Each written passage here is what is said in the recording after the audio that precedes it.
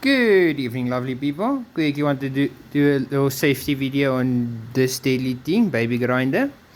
This one is 2.5 years old now. It's the absolute cheapest of the cheap Ryobi. One of one. God, use it. Do not take it off. Keep it on, even if it doesn't fit in your toolbox. Keep the guard on. If this thing ever explodes, something happens, whatever, you have something between the spinning bit and the U-bit. That's the straightforward way to say it. It's something in between you. Part 2, the handle. Handle gives you control. It kind of forces you to keep a second hand on the grinder.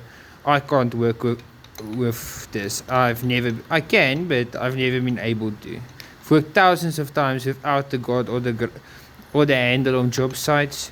Don't. It's horrible. Part 2, this thing.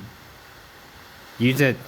Get one, put it on your cable, put it on your toolbox if it's a cordless. Tighten your discs.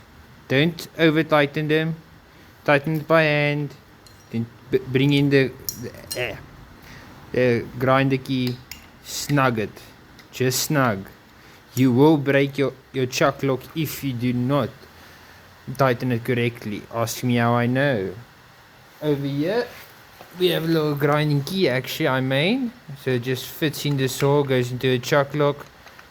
You spin your blade around and there you go. Now you have a chuck lock. So you can replace your discs. Then, the 3 worst letters people absolutely hate. PPE. Respirator, eyes, earring, hands. I have an example here.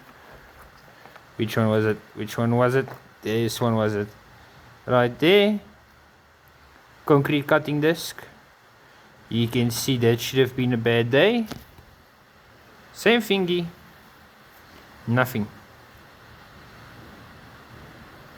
The help.